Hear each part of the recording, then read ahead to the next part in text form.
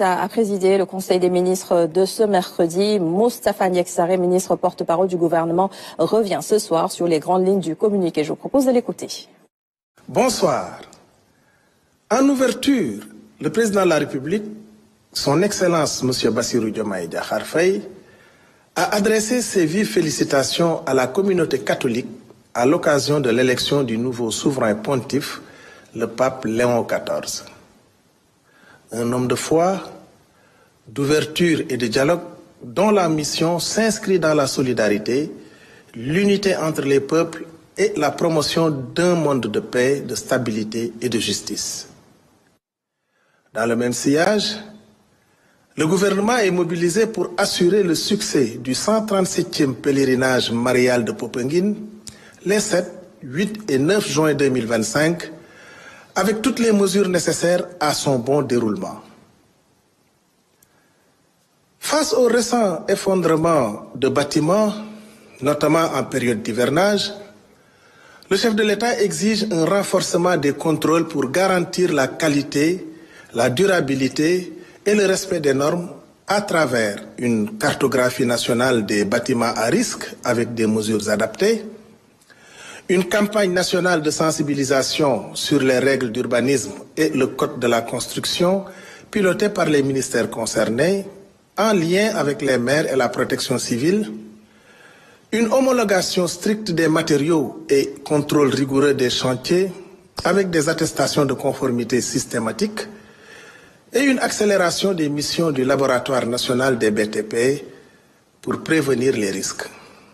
Le président de la République félicite le Premier ministre Ousmane Sonko pour le succès du lancement du PAVI 2 doté d'une enveloppe de 107,2 milliards de francs CFA, un projet clé pour l'entrepreneuriat féminin et des jeunes qui sera essentiellement orienté vers le financement équitable sur tout le territoire national et une priorité aux projets agricoles et à la souveraineté alimentaire. Le Sénégal, désormais pays producteur de pétrole et de gaz, veille à une gouvernance exemplaire du secteur. Le chef de l'État demande au Premier ministre d'assurer une gouvernance optimale dans le but de respecter les contrats avec les partenaires, de développer le contenu local et les champions nationaux, d'auditer les fonds de stabilisation et intergénérationnels gérés par le Fonds 6 et de tenir la première réunion sous son magistère du COS-Petrogaz avant fin juillet 2025. L'enseignement des langues nationales est un pilier de la souveraineté. Conformément à la Constitution, le président de la République rappelle l'importance de l'alphabétisation en langue nationale à travers l'évaluation des politiques en cours, la promotion de leur usage dans tous les secteurs et les assises nationales des daara lancées pour une meilleure intégration éducative et économique. Dans le cadre de la coopération économique, le chef de l'État a pris part à l'Africa CO Forum d'Abidjan. Il a rencontré des investisseurs internationaux engagés et prêts à venir investir au Sénégal dans des partenariats win-win dans le cadre de la vision Sénégal 2050.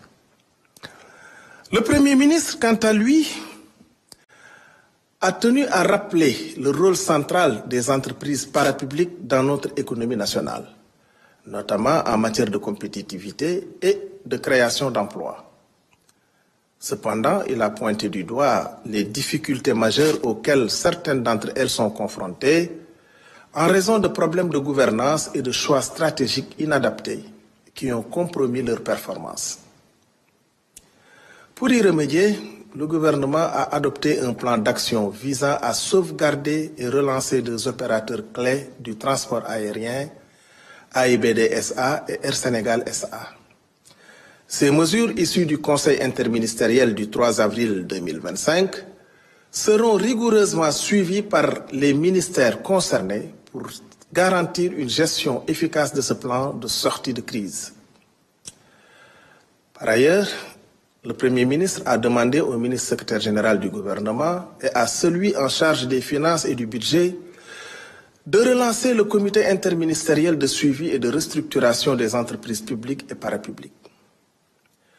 Il a également insisté sur la mise en place rapide du fonds de relance dédié à la restructuration de ces sociétés.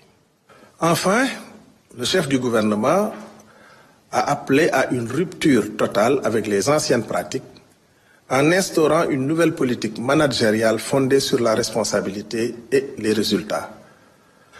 Sur la modernisation de l'administration publique, le Premier ministre a souligné qu'elle est un levier essentiel pour concrétiser la vision Sénégal 2050 portée par l'agenda national de transformation. Pour y parvenir, plusieurs actions seront menées, notamment l'accélération de la digitalisation et l'optimisation des procédures administratives, la professionnalisation des ressources humaines, en particulier des gestionnaires et managers publics, et le renforcement des capacités en matière de conduite, du changement d'efficacité administrative et d'éthique professionnelle. Je vous remercie pour votre aimable attention et vous souhaite une excellente soirée.